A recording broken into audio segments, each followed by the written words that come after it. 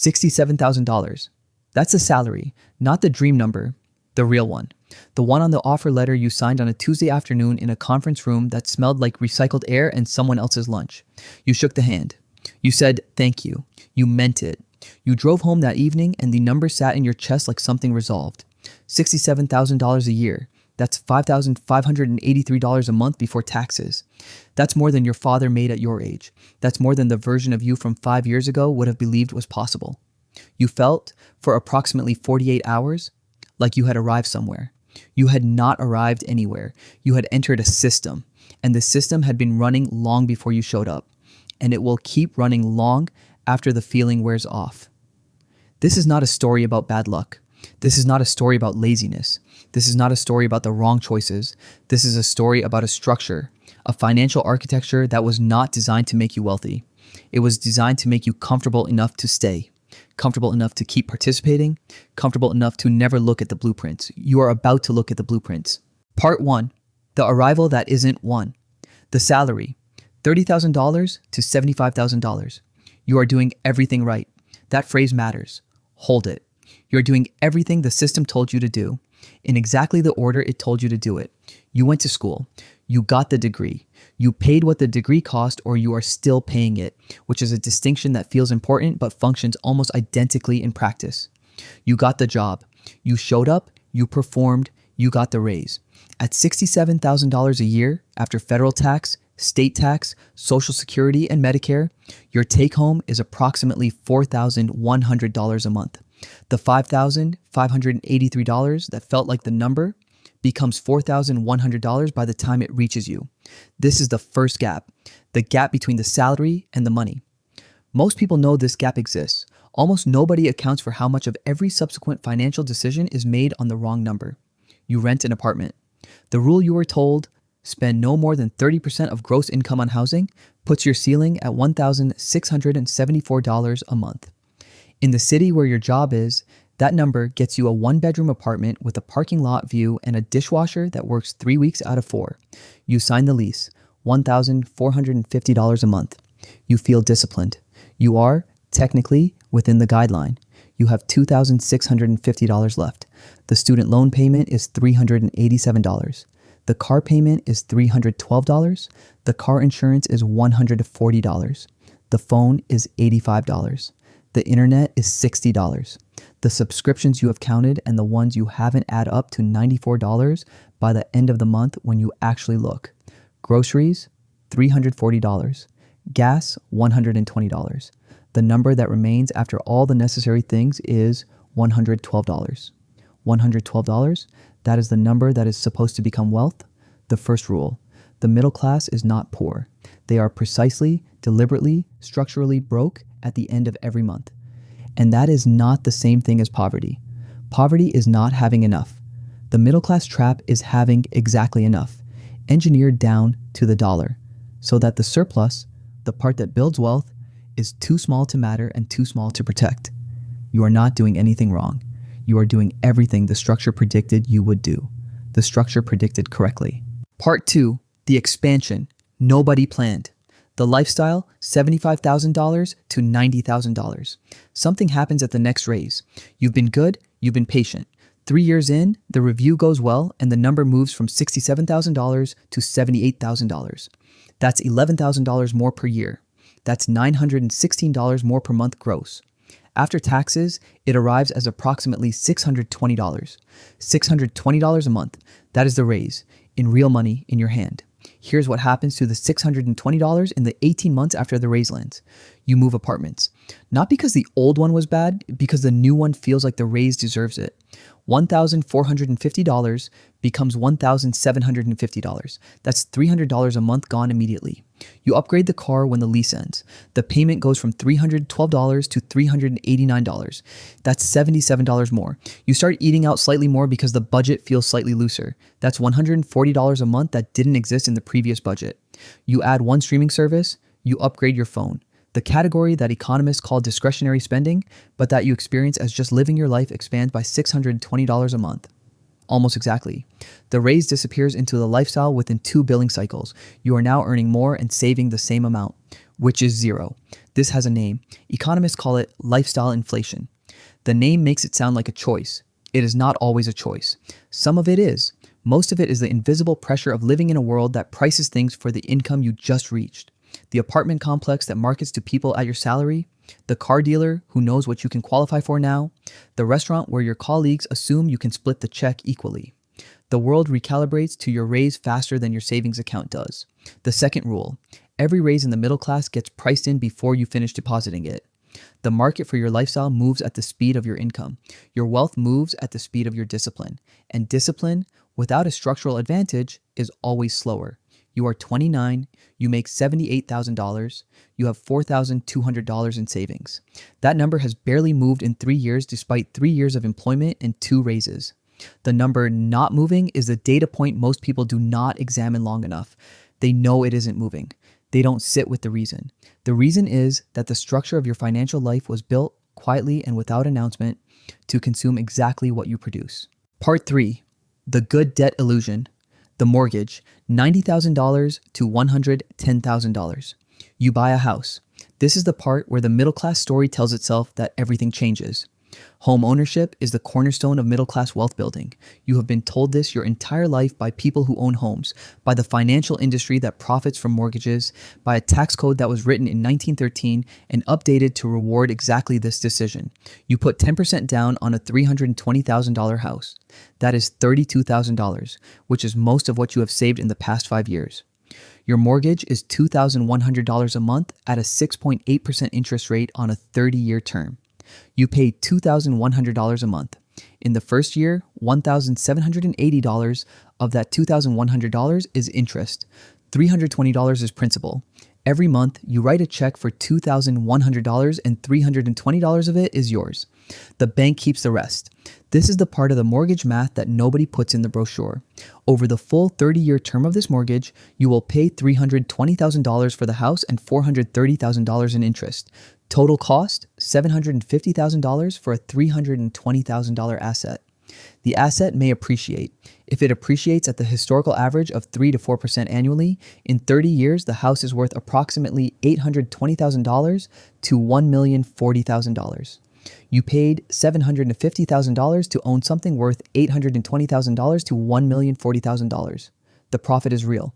The profit is also the product of 30 years, a stable job, no catastrophic repairs, no divorce, no extended unemployment, and a real estate market that cooperates. None of those conditions are guaranteed. All of them have to hold simultaneously for the math to work. The house is not a bad decision. The house is the best decision available inside the system the middle class has access to. That is a crucial distinction. It is the best available option inside a limited set of options. Not the wealth building strategy that the brochure implies. The third rule, a mortgage is not an investment.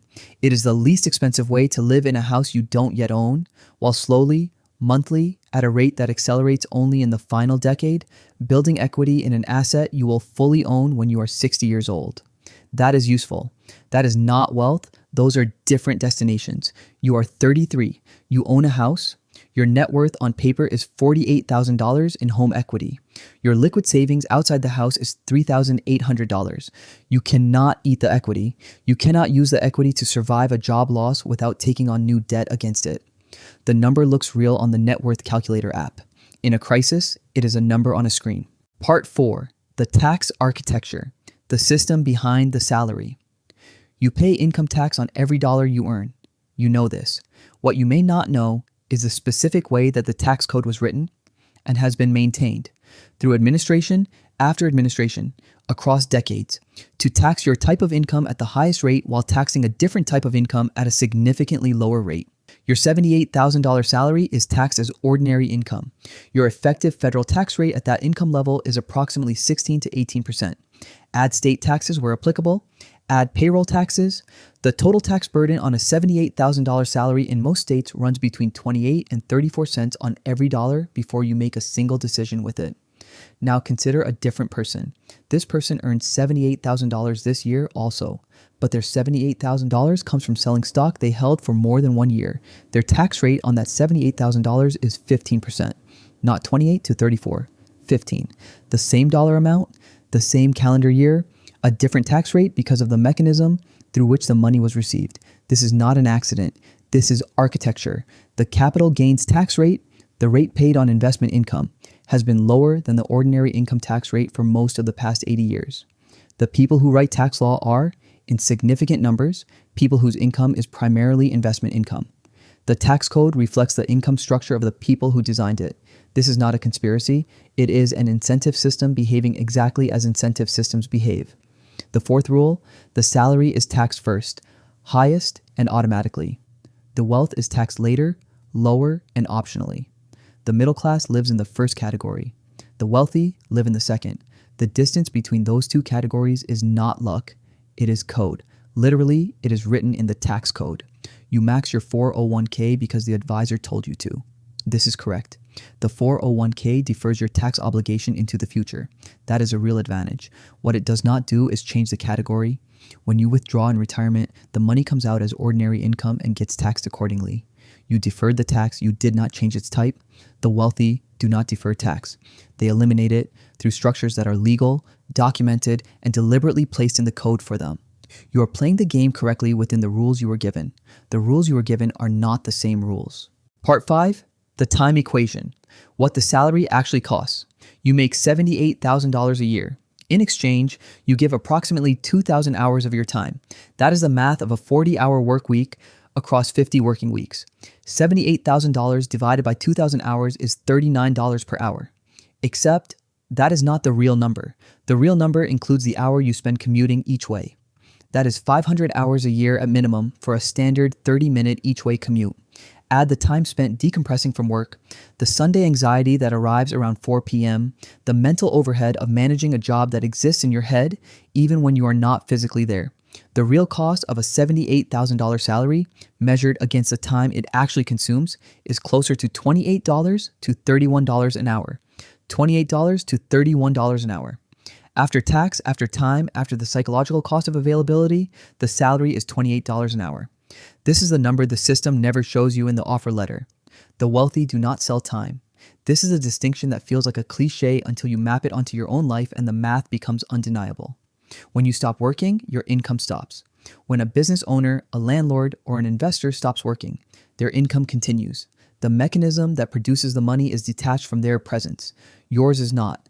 Every dollar you earn requires you to be present for it. The fifth rule, the middle class rents its time and calls it a career.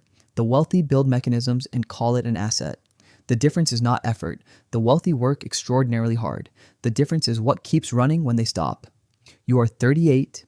You have been working for 15 years. You are better at your job than you have ever been. Your salary is $94,000. Your savings outside the house is $41,000. Your 401k is $87,000. Your home equity is $74,000. Your total net worth is approximately $202,000. The number looks significant. Divided by 15 years of full-time employment, it is $13,466 of net worth built per year. At that rate, in 30 more years, your net worth will be approximately $600,000 before inflation. After 3% annual inflation, $600,000 in 30 years has the purchasing power of approximately $245,000 today. You sit with that number for a long time. Part 6, the design.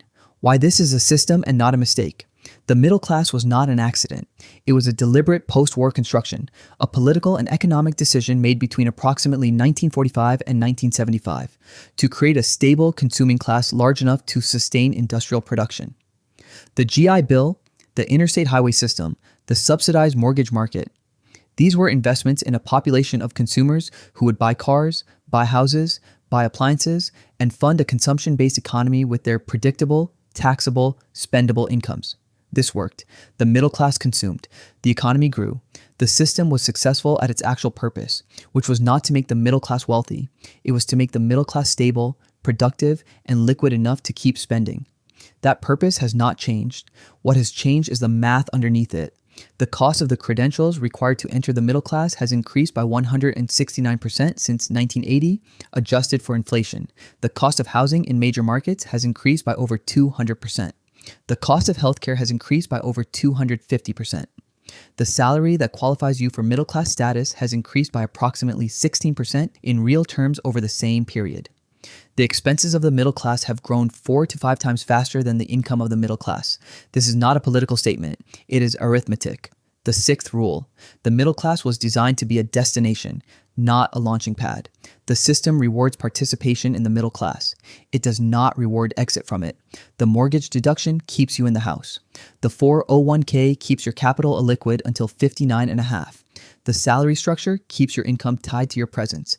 Every major financial instrument available to the middle class is optimized to keep you in the system, not to graduate you from it. This is the blueprint. Part 7. The gap and how it closes. Understanding the system is not the same as escaping it, but it is the only precondition for escaping it. Nobody changes the rules of a game they don't know they're playing. The gap between the middle class and wealth is not primarily a gap in income. People earning $250,000 a year go broke. People earning $60,000 build quiet, significant wealth. The gap is structural.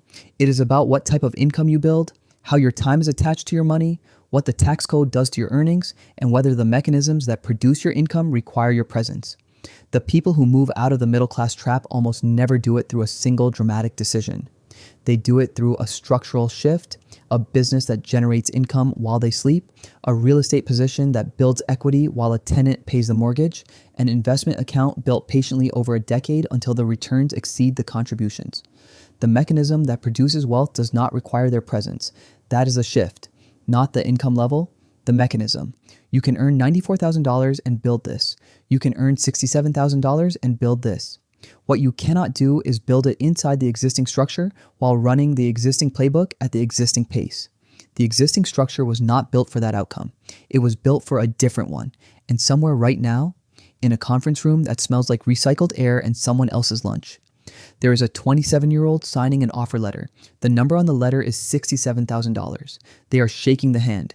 They are saying thank you. They mean it. They feel for approximately 48 hours like they have arrived somewhere. The system is already waiting for them. It has been waiting the whole time. It runs on people who feel like they have arrived.